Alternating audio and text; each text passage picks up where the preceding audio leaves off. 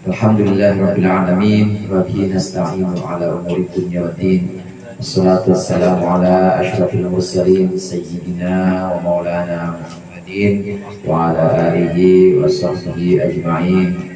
Amma ba'du. Segenap jamaah Majlis Ta'lim Al-Hidayah, khusus para ustaz, para hujjaj, dan para orang tua yang berbahagia.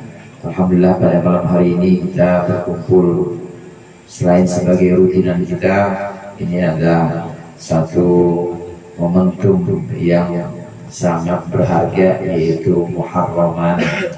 Jamaah rahimakumullah, Muharram itu adalah satu di antara bulan-bulan Qamariyah.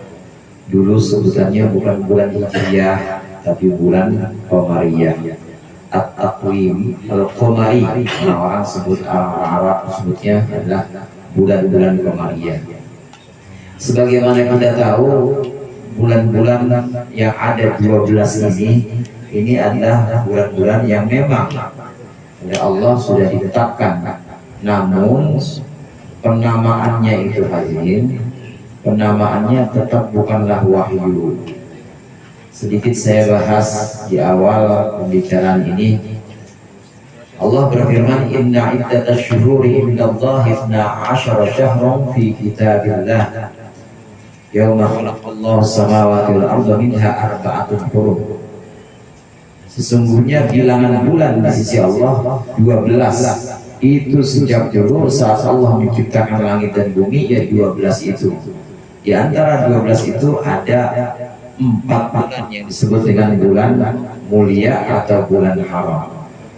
Apakah Allah menyebut dalam Al-Quran nama Muharram? Apakah Allah menyebut dalam Al-Quran nama Rajab, nama Syawal? Nggak disebut itu, saudara.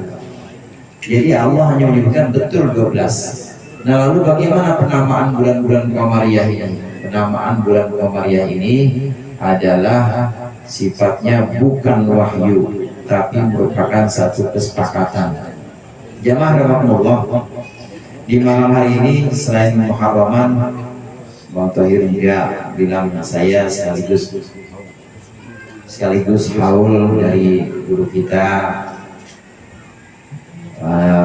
ayah dari Serong Miftah dan Nizar, ayah dari Miftah dan Nazar, guru kita semua, yaitu Ustaz Haji Nasir bin Arta. Mudah-mudahan Allah jadikan kuburnya rodoh min riyadil jannah. Memang saat melaksanakan acara-acara semacam haul atau 100 hari kemarin, itu kita harus ingat, harus kita renungkan, ada satu kata atau ada satu syair yang dikenal oleh orang-orang Arab, wa idza hamalta ilal quburi janazatan fa'lam bi annaka ba'daha mahmulu wa idza wulita umura saqawmin sa'atan fa'lam bi annaka ba'dahu ma'zulu. Ketika engkau menggotong jenazah pada suatu hari, maka ketahuilah bahwa satu waktu nanti setelah jenazah itu engkau yang akan digotong. Begitu juga ketika kita mendoakan almarhum, mendoakan almarhumah, maka kita harus sadar bahwa satu hari nanti kita yang didoain. Selalu seperti itu renungannya. Kemarin saya datang di satu masjid, ada pengurusnya. Gimana masjid tahlilan? Jalan terus, alhamdulillah. Malam Jumat kirim-kirim arwah, kirim. Iya, saya pengen dah kalau mati dikirimin juga. Jangan begitu Ustaz. Ya udah, kalau enggak, emang ente mau bilang ya kagak juga. Kagak sih juga mau bilang. Tapi paling tidak dengan kumpulnya kita di sini, silaturahim yang pertama, yang kedua juga untuk menyambung. Ada silaturahim, ada silatul arwah, yaitu menyambung terus tali kita dengan arwah atau dengan ruh-ruh orang-orang tua kita dulu, supaya terus kita ada sambung, kita terus ada silatul arwah atau sambungnya kita dengan orang-orang tua kita terdahulu. kirim-kirim hadiah Fatihah, kemudian kirim-kirim hadiah bacaan surah Yasin, Al-Baqarah, Al-Falaq, Al-Nas, dan lain sebagainya. Ini menyadarkan kita bahwa satu waktu itu akan kita yang mendoakan. Hari ini mungkin kita mendoakan, mungkin nanti ke depan kita yang mendoakan. Ini yang harus kita tanamkan juga kepada anak-anak kita hadirin. Insya Allah kalau kita sering hadir begini, nanti ketika kita meninggal kita juga sering kirimin. Amin. Kalau nggak percaya coba ada duluan. Kita minta. Ada dananya juga ya? Ada dananya. Itu buat keluarga kalau dana. Kalau Fatihah buat kita nanti. Yang masih ragu boleh nyoba duluan, silakan. Nanti kita kirim. Wa idza wulida umura qaumin sa'atan fa'lam bi annaka ba'daha ma'zur. Ketika engkau diserahi urusan satu masyarakat, urusan satu kaum, engkau diberikan satu urusan, maka ketahuilah bahwa setelahnya engkau pasti akan dimaksudkan. Dimaksudkan itu maksudnya satu waktu pasti ada yang namanya selesai, itu yang namanya jabatan.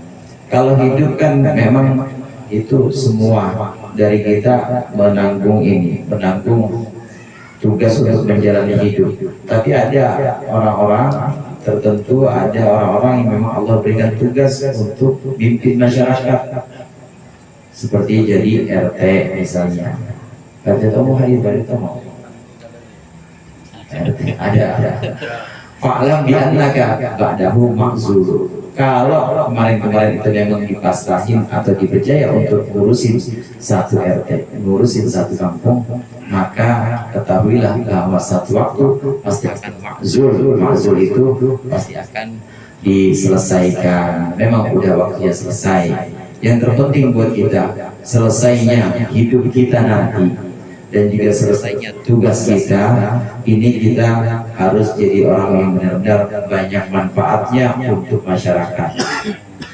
Perayaan-perayaan atau doa-doa semacam 100 hari kemudian haul ini bisa kita ambil sebagai bahan renungan bahwa kita nanti satu waktu kita yang akan didoakan, dan satu waktu kita akan disudahkan, artinya tugas kita pasti akan disudahkan. Ini yang pertama. Kemudian yang kedua, kembali kepada pembahasan Muharram.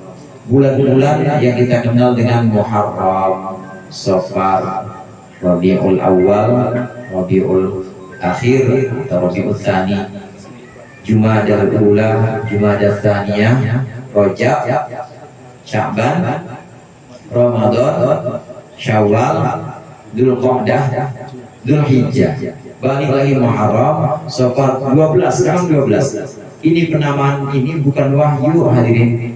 Ini bukan wahyu dari Allah. Di Al-Quran juga nggak bakal ada ayat yang namanya Inna iddatasyururi Muharram Safar, nggak ada.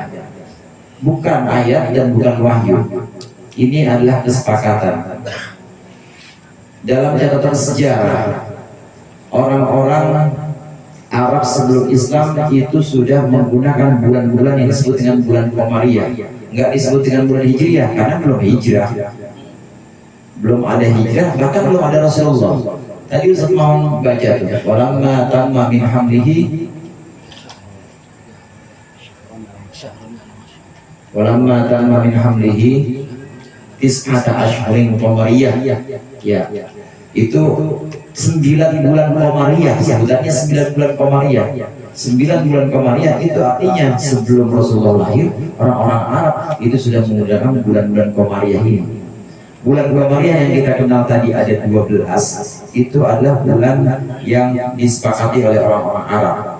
Dari penamaannya mereka sepakat bahwa Muharram itu adalah bulan yang dimuliakan. Kata-katanya dari kata-kata hormat. Haram itu dari kata-kata hurmah atau hormat, dihormati. Artinya di bulan Muharram ini nggak ada peperangan, nggak boleh ada satu orang menyakiti orang yang lain, namanya Muharram. Kemudian setelah Muharram ada namanya Safar. Safar itu dari kata sifar, artinya 0. Maksudnya 0. Orang-orang Arab saat itu, kalau Muharram tadi nggak ada peperangan, mereka diam-diam di rumah aja, diam-diam di rumah, pokoknya tenang-tenang aja, nggak ada peperangan. Maka sifar ini rumahnya udah pada kosong. Sifar atau sofar dari kata sifar artinya rumahnya sudah kosong dan mereka kembali lagi, kembali berdagang dan juga kembali kalau ada perang ya kembali perang lagi, ninggalin rumahnya. Ini Ramadan, maka disebut dengan bulan sofar atau bulannya kosong. Awal penamanya seperti itu. Kemudian setelah sofar ada namanya Rabiul Awal. Rabi itu artinya saudara musim semi. Musim semi pertama Rabiul Awal, kemudian Rabiul Tsani musim semi kedua. 2 bulan ini memang musim semi, daun-daun berguguran dan sudah mulai tumbuh lagi sampai 2 bulan. Setelah itu baru ada Jumadal Ula, Jumadal Tsani. Jumada itu dari kata jamid. Kalau kita kenal ada yang namanya benda-benda itu disebut dengan jamadat, benda-benda mati. Kenapa disebut jamid? Karena pada waktu itu saat suhu saat itu atau cuaca saat penamaan bulan-bulan ini memang saat itu sedang dalam keadaan sangat panas, sehingga pada kering semuanya, pada beku semuanya. Beku di sini maksudnya nggak ada airnya sama sekali, nggak ada airnya sama sekali. Dan sekali lagi penamaan bulan ini adalah bukan wahyu, ini adalah kesepakatan dari masyarakat Arab saat itu. Oleh karenanya yang sudah dilakukan oleh orang-orang terdahulu dari kita ini, kita meneladani Rasulullah SAW, meneladani para sahabat Nabi Muhammad. Para sahabat tetap pakai bulan-bulan itu, walaupun itu penamaan jahiliyah, bangsa jahiliyah, enggak terus Rasulullah bikin bulan-bulan, enggak, tetap dipakai dan tetap digunakan. Para sahabat tetap dipakai dan tetap digunakan. Bahkan para sahabat kemudian meresmikan ini sebagai bulan yang digunakan umat Islam. Tepatnya pada tahun ke-17, pada tahun ke-17 setelah Rasulullah wafat. Ini kemudian Sayyidina Umar rapat musyawarah dengan para sahabat-sahabat lain. Asalnya itu ceritanya seorang gubernur Abu Musa al-Ash'ari yang saat itu memimpin Mesir ini kebingungan. Di mejanya banyak surat dari Sayyidina Umar sebagai pemimpin Amirul Mukminin dari Madinah. Amirul Mukminin Sayyidina Umar waktu itu ada di Madinah dan Abu Musa al-Ash'ari sebagai gubernur Mesir. Suratnya banyak. Begitu pengen ambil surat, bingung mana nih yang duluan, surat yang lama mana, yang baru mana, gak ketahuan. Soalnya belum ada tanggalnya, belum ada tanggalnya, belum ada juga sebutan bulan, belum dibiasakan itu. Jadi bingung menentukan ini surat yang lama mana, surat yang baru mana. Kemudian keluhan ini disampaikan kepada Sayyidina Umar bin Khattab. Untuk mempermudah umat Islam dan juga mempermudah administrasi, maka hendaklah kita punya yang namanya penanggalan atau kalender. Rapat Sayyidina Umar sudah bersama para sahabat-sahabat. Ada sahabat yang kemudian usul kita gunakan tetap bulan-bulannya tetap 12 itu yang kita kenal dari masa jahiliyah, itu dipakai tetap. Tapi kapan tahun kita mulai? Oke, tahun kita ada sahabat yang usul tahun kita mulai sejak Nabi Muhammad menerima wahyu, itu dianggap sebagai tahun 1. Ini usul yang pertama. Kemudian usul yang kedua, tahun 1 untuk kita umat Islam ini saat Rasulullah wafat saja. Yang kedua. Kemudian yang ketiga, usul yang ketiga, tahun ke-1 ini kita hitung yaitu saat kelahiran Rasulullah. Usul yang keempat dari Sayyidina Ali dan Sayyidina Utsman, tahun 1 layaknya kita hitung mulai saat Rasulullah sampai di Madinah. Sampai di Madinah itu artinya Rasulullah hijrah ke Madinah, yang disetujui oleh Sayyidina Umar berdasarkan alasan-alasan, karena kalau tahun wafatnya Rasulullah tidak mungkin kita menghitung sebagai tahun 1, karena wafat itu sebuah kesedihan. Ngapain kita kesedihan dijadikan sebagai momentum untuk tahun pertama, jangan. Kemudian tentang Rabiul Awal, tentang kelahiran Rasulullah sebagai tahun 1, para sahabat Sayyidina Umar dan sahabat-sahabatnya, sahabat yang lain juga bilang kalau yang dijadikan sebagai tahun 1 itu adalah tahun kelahiran Rasulullah, kita masih beda pendapat kapan Rasulullah itu lahir, artinya masih banyak pendapat. Dan juga wahyu pertama kapan Rasulullah itu menerima wahyu, ini juga masih perselisihan pendapat. Namun hijrah ini semuanya sepakat. Di Madinah semuanya sepakat bahwa Rasulullah itu hijrah. Meskipun hijrahnya itu Rasulullah sampainya bulan Rabiul Awal, tetapi sudah mulai hijrah itu di bulan Muharram. Artinya sudah ada sahabat-sahabat muhajirin dari Makkah, sudah mulai ada yang pindah dari bulan Muharram. Kita tahu bahwa haji itu selesai di bulan Dzulhijjah. Selesai haji, orang-orang Madinah yang memang saat itu haji, sebelum Islam ada pun haji tidak ada. Orang-orang Madinah yang saat itu selesai haji kemudian berbaiat atau menyatakan masuk Islam, setia kepada Rasulullah. Sebagian penduduk itu kemudian penduduk Mekah yang sudah masuk Islam, sebagian ada yang ikut sana. Ini di bulan Muharram, habis haji kemudian Muharram. Ini sudah mulai ada yang hijrah, sudah mulai ada yang pergi ke Madinah sampai Madinah. Rasulullah sampai bulan Rabiul Awal betul ke Madinah, tapi hijrah sudah dimulai dari bulan Muharram. Maka usul yang keempat ini, bahwa tahun 1 dihitung sejak sampainya Rasulullah di Madinah, ini disetujui oleh Sayyidina Umar, ditetapkan oleh Sayyidina Umar bahwa tahun 1 Hijriah itu mulai ketika tahun 1 untuk umat Islam mulai ketika Rasulullah hijrah. Maka tahunnya disebut dengan tahun Hijriyah, dari kata-kata hijrah. Apakah itu bid'ah? Bid'ah itu bid'ah. Emang Nabi ngajarin? Nabi nggak pernah ngajarin. Tapi apakah bagus? Bagus. Karena bid'ah itu ada dua macam, hadirin. Ada bid'ah hasanah, ada bid'ah sayyi'ah, buruk. Ada bid'ah yang bagus, seperti pembuatan kalender Hijriah oleh Sayyidina Umar melalui rapat. Ini yang sesuatu yang sifatnya bagus. Karena kalau tidak seperti itu, bingung kita bingung menuliskan sejarah, bingung tadi surat menyurat aja bingung. Maka katakan tahun 1 dimulai sejak sampainya Rasulullah ke Madinah atau hijrahnya Rasulullah. Tahun pertama Rasulullah dihitung sebagai tahun 1, tahun kedua ya dihitung sebagai tahun 2. Wafatnya Rasulullah setelah 10 tahun di Madinah dihitung sebagai tahun 10 Hijriah wafatnya Rasulullah. Jadi sekali lagi ini adalah sesuatu yang sifatnya baru. Tadi saya sebut sebagai bid'ah, namun bid'ah yang hasanah, bid'ah yang bagus. Ada banyak bid'ah, diantaranya pembuatan kalender bid'ah itu. Pembuatan kalender Hijriah yang kita kenal sekarang tahun 1445 bid'ah. Jangankan pembuatan kalender, mushaf itu yang mushaf Al-Quran itu bid'ah juga. Emang Nabi pernah ngajarin bikin mushaf, ngajarin bikin Al-Quran kemudian dibentuk buku? Nggak pernah. Hafalan aja, sahabat semua hafal semua sahabat. Nggak ada yang kayak kita pakai Quran nggak hafal semua. Itu baru dibuat pada masa Sayyidina Utsman bin Affan. Jadi bid'ah juga. Apalagi kopi sama samsu ya.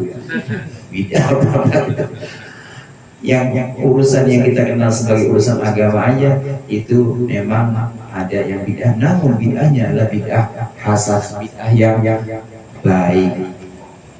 Tidak bisa kita gebiah-gebiah, kita generalisir bahwa semuanya bid'ah itu buruk, enggak, tapi ada bid'ah yang baik-baik juga. Kemudian yang terakhir yang ingin saya sampaikan, di antara tradisi-tradisi yang sering kita laksanakan adalah Muharraman, biasanya dibarengi dengan lebaran anak yatim atau Asyura.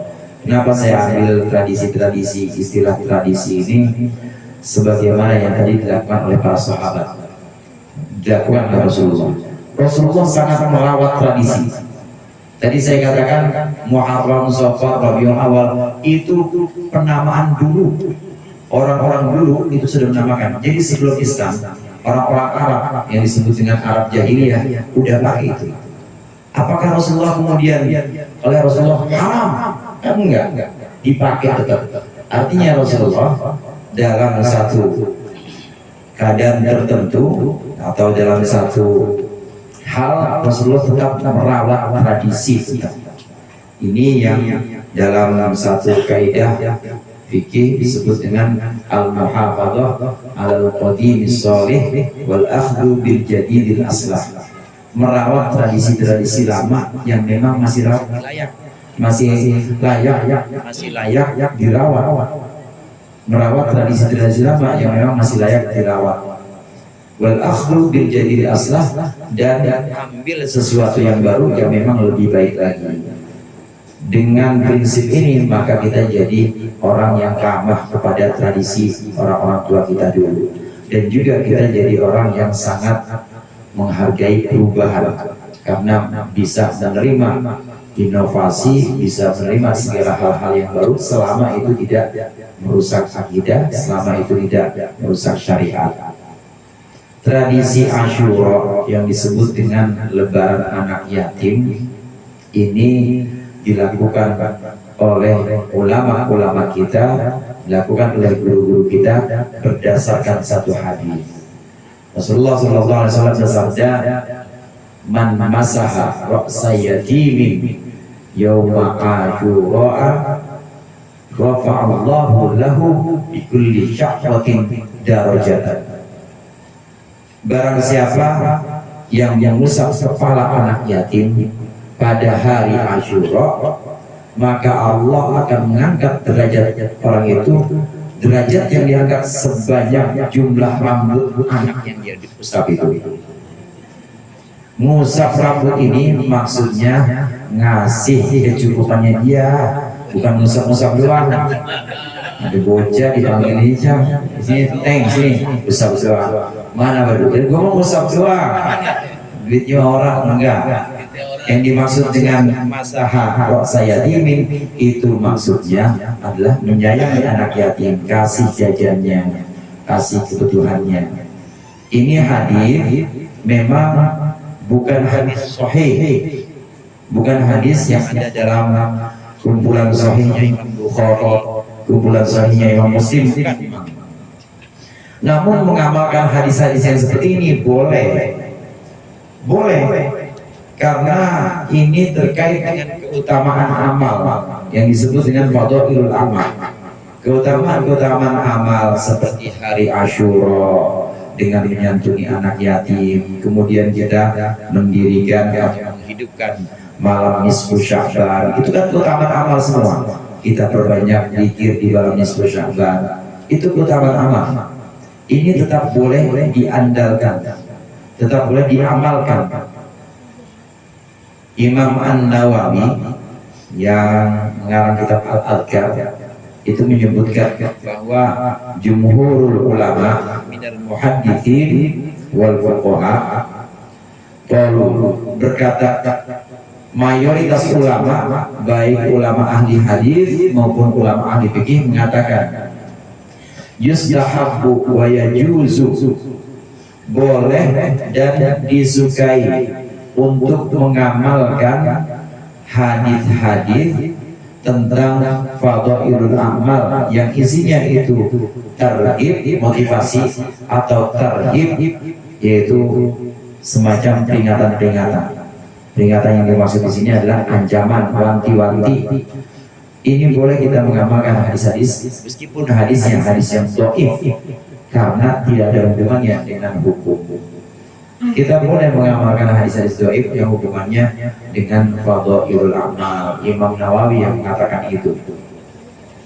Ada lagi juga pendapat para ulama yang dikutip oleh Syekh Muhammad bin Alwi al-Maliki, yaitu pendapatnya Imam Al-Anbari, mengatakan bahwa al-khabar idza warada lam yuhallil haraman wa lam yuharrim halalan wa lam yahkum hukman gomit fa gomit wasahil riwayatah, fa gomit wasahil riwayatah. Ini kata Imam Al-Anbari, hadis kalau dia memang kita terima dan itu tidak menghalalkan yang haram dan tidak mengharamkan yang halal dan juga nggak bicara hukum, maka udah terima aja, permudah saja riwayatnya, nggak perlu dipersulit. Asyura dengan menyantuni anak yatim, kemudian kita Muharraman tanggal 1 kemarin ada doa awal tahun, ada doa akhir tahun. Meskipun ada orang yang menuduh itu hadisnya dhaif, amalin aja, boleh, karena itu bukan urusan hukum, itu adalah urusan motivasi. Di awal tahun kita berdoa, motivasi di akhir tahun kita mohon ampun pada Allah. Kemudian Asyura, ada orang yang berdoa itu ente dengan gak apa-apa, amalin aja, boleh, karena itu adalah tentang motivasi, yaitu menyayangi anak yatim. Dengan menyayangi anak yatim maka kita akan Allah angkat derajatnya sebanyak derajat yang diangkat sebanyak rambut anak yatim yang kita usah. Nah, Ustaz, kalau anak yatim gimana? Pori-porinya itu, pori-porinya itu berapa banyak pori-pori? Itu derajat yang diangkat oleh Allah untuk orang-orang yang menyayangi anak yatim. Dari yang sudah saya sampaikan di sini ada beberapa kesimpulan yang bisa kita ambil hari ini. Yang pertama, kita harus menghargai orang tua kita dulu, leluhur kita dulu, dengan cara mendoakan seperti perayaan atau pelaksanaan haul ini. Yang kedua, kita harus merawat tradisi yang sudah kita warisi dari orang tua kita dulu, karena orang tua kita, guru-guru kita dulu ini mengajarkan kepada kita tidak sembarangan. Merawat tradisi ini adalah bagian sunnah atau cara perilaku yang juga dicontohkan oleh Rasulullah. Rasulullah sangat merawat tradisi. Contohnya tadi, tetap pakai bulan-bulan Muharram, nggak terus anti, nggak terus benci kepada tradisi sebelumnya. Kemudian yang ketiga, simpulannya bahwa Muharram dengan Asyura ini disebut sebagai lebaran anak yatim, karena memang anak yatim di bulan-bulan ini banyak mendapatkan kasih sayang, banyak mendapatkan santunan-santunan. Maka lebaran itu hari senang-senang anak yatim di sini di 10 Muharram atau Asyura disebut dengan anak yang sedang bersenang-senang karena lebarannya ini. Mudah-mudahan bermanfaat. Barangkali itu saja dari saya. Dikurangnya saya mohon maaf. Wallahul muwaffiq ila aqwamit thoriq. Assalamualaikum warahmatullahi wabarakatuh.